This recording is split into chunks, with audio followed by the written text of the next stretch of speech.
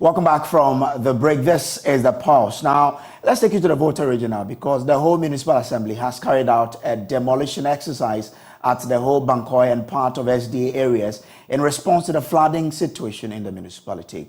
Floods devastated the community, destroying in the process properties running into hundreds of thousands of cedis. Now, as more rain is forecast for the area, the Municipal Security Council has taken steps to minimize the impact of floods on the residents. But why are floods spreading to areas where we previously did not have flooding situation? Joining us now is Engineer Abdullahi Mahama, civil engineer at Comtran Engineering and Planning Associate. George AC is the communications director for NADMO. He is also joining us. Let me start with you, Engineer Mahama. Are you surprised by these floods we are witnessing in Ho? Good afternoon to your cherished viewers. I'm getting surprised about the fact that we are more or less beginning to experience a nationwide flooding. That is my surprise because it looks like we are not picking any indication from the number of floods we are receiving over the past years. In as much as government is trying to improve on its bits to more or less expand the drainage system that we have in the country, total disrespect to the environment would not let us get to anywhere in the quest to actually tackle the inundation of flood in our communities. The depletion of the ozone layer has intensified the extent of global warming. And like I said, the more we disrespect the environment, we're having a lot of rain pattern being actually going beyond the normal. And we don't expect to do the normal thing we are doing earlier in anticipating that we can curb the menace that is being witnessed across the length and breadth of the country. Who, for instance, used to have some minimal floods. It was not as significant as we are having now.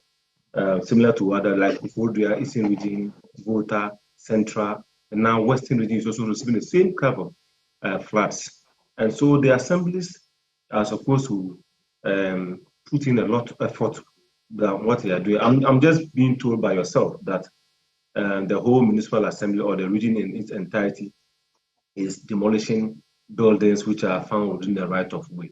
This is actually spelled out clearly in the Land Use and Special Planning Act, where assemblies do not have to wait for such devastation before they carry out instant demolition. Now, let me just quote one paragraph that I've said over and over again on Joy. The Land Use and Special Planning Act 2016, clause 1 at 925, clause 121 states that the office, in this case the assembly, may without notice to the developer carry out instant prohibition, abatement, alteration, or demolition of a structure when that structure interferes with the environment, causing nuisance. And example is what they are just doing now. Are they now getting any court to back them before doing that? They are supposed to do that ab initio. They are not supposed to wait for the assembly for the court before they do that. That is spelled clearly in their act. So that is what they are doing now, but they are being reactive instead of being proactive to the situation. Okay. That's fact. Now, so how do we get out of this situation? Because we've been talking about this matter year in, year out, that it looks like the people who've put out the assemblies to ensure that the right things are done are not doing them. For example, this one, we've waited for flood to come in, destroy properties, before we move in to say we are breaking property. So what must we do? Should we hold people accountable and punish them for it to serve as a deterrent to other people who've been placed in authority to ensure that the systems we put in place are working? Yes, at all the various assemblies, they have what we call the task force. So when the MMDCs finish their DISEC or MUSEC or whatever meeting, they have the police that backs them in every district or every municipality. What the assembly has to do is to ensure that when they have actually identified A, B, C, D buildings which are being sited at flood-prone areas. Mostly, you go and find out that the assemblies have not given them, they have not issued permit to start development. In fact, I've seen a lot of the buildings across the country. When you do your own investigation, you get to know that the assembly has not issued permit to the people. So if the assembly has not issued permit to the people, then it's not the engineer and the assembly who carries out the demolition. They meet at a technical committee, and all permits are issued to buildings which are supposed to be given permit. Those which are denied, if you see that they are being constructed, the assembly has a task force, and the task force has a head. In this case, the chairman of the DISEC or MISEC is the MMDCs. When they speak to the police and engage the police to undertake this assignment, it's easier to be done, not the district works engineer or the planning authority. But the MMDC are the final authority when some of these orders are supposed to be given to the task force to handle. So they should be responsible. They are representing government at this institution. And I've said, in fact, I'm sure that you would have noticed that I'm becoming so exhausted in this discussion because this is something that they have so many beautiful laws that are backing them to act. Yeah. And when they don't act, the government or institutions, these people at the assembly have to be punished or be identified and named and shamed. These guys are sitting in B8s. All the MMDCs in this country have been given Nizam patrols, B8s, to move around and work. The assemblies have cars for monitoring. We'll have to just say some of the assemblies are exempted because they are newly assemblies which are not coming in. Others are a bit challenged with, some of these movable items. But once the law is clear, the assembly have to work in conformity with the law that has been given to the country by the law, the local assembly acts. Let me bring in George AEC, who is the Director of Communications for NADMO in here. So George, I'm sure by now you've gone in there and completed your assessment. What is your assessment telling you in terms of the devastation that we witness in Hope?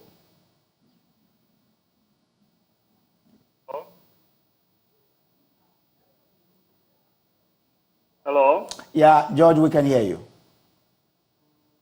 Yeah, I didn't hear your question, please. So my question was, I didn't hear your question. We were told that you were, assessing the devastation. So what is your assessment telling you of the sort of devastation we have on our hands?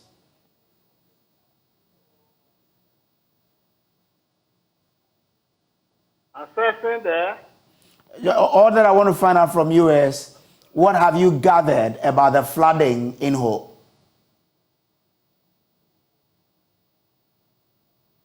Thank you. Good afternoon to you and your viewers. We know basically it's got to do with some structural or engineering issues, and then building on waterways, and then the indiscriminate disposal of waste, solid waste into our drains. They've been the major contributing factor to the situation that happened on Saturday in Hope. That's the preliminary observation that we've gotten. How many people have been affected? If your officers in that part of the country have been able to tell you? Yes, that's the thing. And then as your man, you posed to your man. We got a briefing that in the course of the day today, the MCE and the team will be moving around to embark on demolition exercise. So, and I understand from you that has begun. So that's been what we are close with, the fight we are close with as of now concerning the whole flooding. But George, we've always been saying that people, the flooding we are recently seeing. Can you hear me? I can hear you. These situations are aggravated by people building on waterways and all of that. I know NADMO is also about prevention of disaster. So what are we doing in that regard to understand throughout countrywide in terms of people who have built on waterways that could serve as a potential cause of flooding in this country? Yeah, your line's been breaking, my brother breaks. Okay. If I got you right, you are asking what NADMO is doing to abet the issues of building on waterways and causing flood havoc. Exactly. Yes. Yeah, in fact, to be honest with you, I was excited to hear your earlier speaker pointing to an act directly which mandates the assembly to carry out the act of demolition exercise and co. We're aware of that, and once he pushed it directly and pointed to the thing, and even went ahead to say it will not necessarily need the court to give the permit for the assemblies to undertake that exercise. That is heartwarming.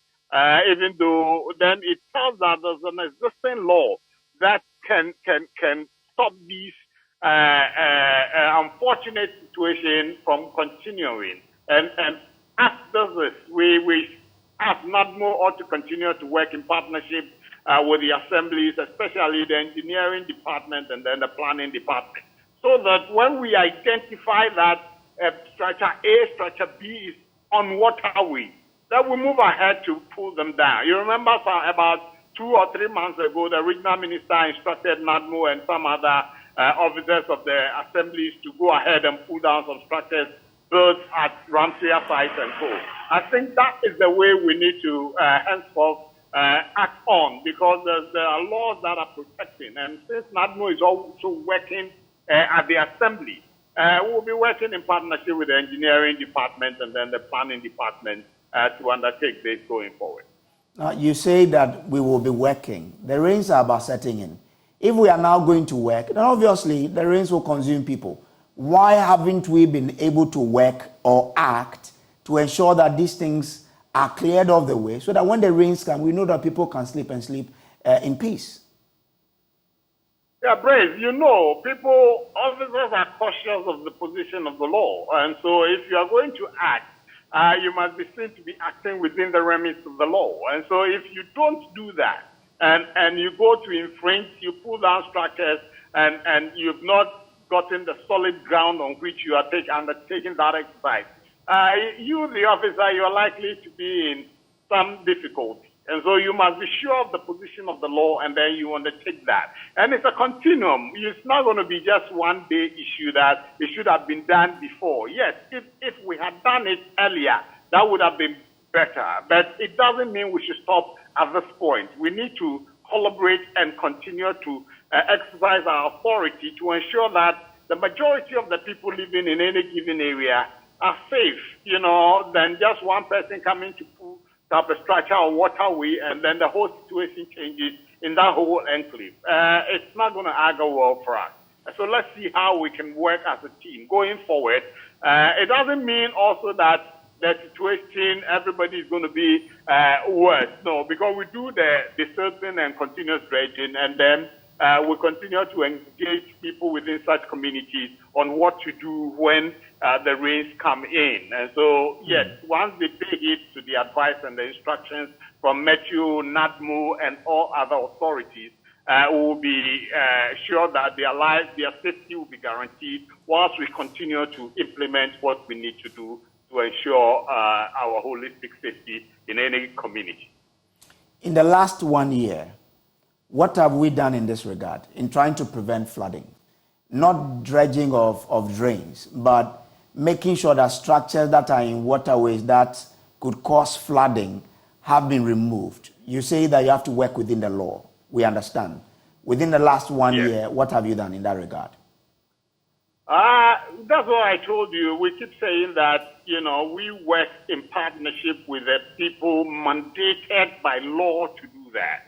As of now, NADMO is not mandated by law. However, the institutions that are mandated by law, we can advise, and they will play the lead role for us to execute those things. So I cannot, on authority, say that we've done A, B, C in that tandem. No. There's a particular institution or particular institutions that are close with that power to provide the leadership for us to be able to do this. So you then agree with us that the assemblies probably have failed us, right? Of course, you have your members there as well. Yes, we are part of the assembly. And as my earlier speaker said, the district chief executive is the chairman of the district disaster management committee. And so, yes, if there is a failure, it's going to be a collective responsibility for all of us. We need to do what is right. But once there's somebody designated to provide leadership on that score, as far as the laws are concerned, we need to work with that person to do the right thing. You cannot usurp somebody's authority to go ahead and be doing some things. No, it's not proper. Well, NADMO cannot do that. So the rains are about to set in.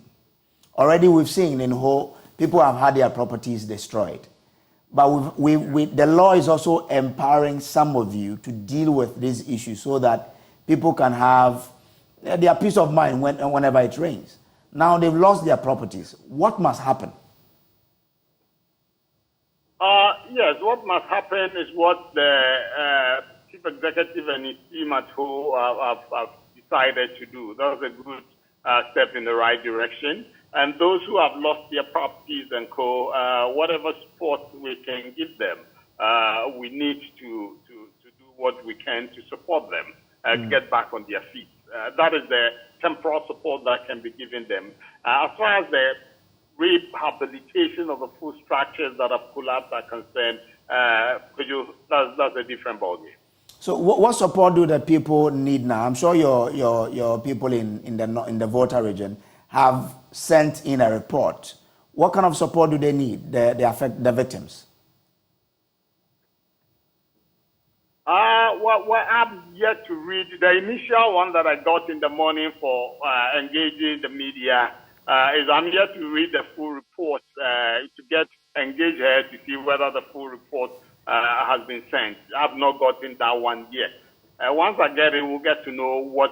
So once people's homes collapsed and walls broke down and definitely people have been displaced. And if people have been displaced, definitely we need to give them some initial support in terms of relief items. And then maybe put them up in temporary structures like schools, community centers, and co. If it gets to that point, definitely we'll need to send some relief items to support them. Hasn't it gotten to the point yet? That's what I'm telling you. I've not read the full report. You have not gotten it. I got the initial brief so I can engage the media since morning. But that is more than 24 hours since the people of Volta region suffered this. We don't know whether they need immediate help. Yes. No. In the morning, when I spoke with the regional director, she said they were putting the report together and they have not concluded it. So I asked that I get an overview so we will know the picture, a bird's eye view of the situation. Then when the full report, so that is it. And before speaking with you now, I didn't speak with around 3 o'clock before coming on air. If I had, maybe I would have gotten the updated situation or she would have forwarded it to me directly. But she will send it definitely to the Director General as soon as it's ready. How prepared is NADMO for this rainy season? We have told you, times without number, that we are ready and prepared. But I also give a caution that if at any time we have about over 1,000 people affected at any time we are likely to be overwhelmed. Which means that in terms of resource-wise, you are not prepared, isn't it? Oh, we have some items. We have some, and I told you again. No. You've just said that when more than 1,000 people are affected, you will be overwhelmed. That's why I'm saying that it means. At any time, So it means NADMO is not that prepared for the rainy season. No, we are 1,000. We hardly get it at any time, because when it's like beyond that, then we are talking national disaster. What it means then is that the Ministry of Finance, Ministry of Interior is going to be on standby to support us, as assured us by the Finance Minister. And so we are prepared on that score. So the people of Ho who have been affected would have to wait till when to see that help is coming in from NADMO. And even if you are going to help them, what and what will you give them? It will depend on the assessment report. The assessment report will tell the number of people affected, the category of people, what the needs assessment says. That will determine whether blankets, whether food items, whether accommodation, whatever. The report is what is going to determine what they will, what support they will need. And so, and I tell you, I believe by close of today, definitely the full report should be ready. And tomorrow, later tomorrow, we should be able to kick in to give them assistance if need be, if it is in that category. Let me bring in Engineer Mahama here. Engineer, so from the technical point of view, what must we do so that the rains do not bring the sort of havoc we've begun to witness? Well, the floods have already visited us this year. And so maybe moving forward, when we go out of the rains and we look at what is ahead of us in the coming years. I've just seen something on your video where, in fact, I've spoken about it before, about 2 years ago, where we still have very nice drains, but we have pipelines. Just on your screen now, you have pipelines going across, and that becomes a major obstacle to almost all the debris or the leaves, whatever is being collected along. That's what you have on your set now. Yeah. We should be able to improve upon this thing where the Ghana water will either go at the level on top of the drain or go under. In fact, even apart from the fact that it's impeding the flow of water, we may have contaminations because of some of these breakages that will go directly into our homes. And moving forward, I think that the rains development takes a time, but behavioral pattern in terms of what we can do to actually move obstacles within the right of way and other things should be done within a matter of weeks. And like I said, NADMO, Kisi was asking about the few things I stated earlier. The NADMO is part of the Assembly first, and then the Land Use and Physical Planning Act at 925 is explicit on anything that Assembly ought to do. And the Assembly picks that book that has become part of my daily bread as a Bible, as a Quran. If they pick that book and they want to ensure that they follow the book to the letter, we should not be having any problem. Now, apart from this one, the same book speaks about where people put buildings. Apart from the fact that people are putting buildings on waterways and other places, we are filling all the buffer areas. And this normally happens with a certain bracket of people in the community who are well-to-do. Because before you go and be able to buy a swampy land and fill the land to a certain level to improve on the bearing capacity of the land before you put up a building on it, that would have been twice the cost of the building. So the assemblies ought to have no respect for any person who has money or is average or is poor. Do the right thing at assembly so that we can all breathe at the end of the day, so that Ghana will be a safe place for all of us to stay. Because the pattern of rain we are getting now is going to increase by the years. If you are a student of what's happening on the global warming issue, the fact that the sea is rising almost like 2 millimeters every single year now, we are not going back. We are not going to have some of this pattern being altered. You see that now the rains are not only in May, June, July. Almost a whole year. And this is what we have to think about in addressing the issues at the assembly, the local assembly. Don't bring government into the picture. I want us to address most of these issues come from the local assembly. They issue permits. They are supposed to do demolition. They are supposed to carry out almost all the drainage channels in the community before it gets to national. Okay. Thank you so much, Engineer Mahama, for joining us here. George AEC speaks for NADMO. George, if you're there, I'm grateful to you for joining us here on this particular discussion. Well, still staying on flat, residents of Weija and motorists who use the Accra-Takoradi Highway are angry about the seeming lack of action by city authorities to immediately stop the perennial flooding of sections of the road. Anytime it rains, part of the major highway which links Cape Coast, Takoradi and neighboring Côte d'Ivoire becomes impassable as it is covered with rainwater and sand washed down from the hills in the area. Commuters spend many hours in traffic before getting to their destination. Maxwell Agbagba has the latest as we continue our Floods of Trauma series.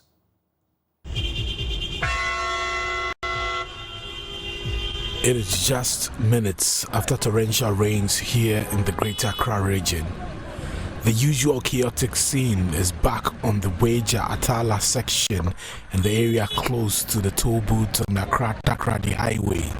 Parts of the road is flooded again. Here, I've met a truck driver, Issa Halidu. He slept in his car overnight after his truck got stuck in the silt on the road. We said that we should pack small and wait. Other the rain will cut off, then we move. After 30 minutes, yes, then happen. Wow. After that, we will come back to remove all these things. The issue is a big one, but as I'm saying, since we cannot focus on everything. I have now met a concerned resident, Nana Kwesi Jana Pentin.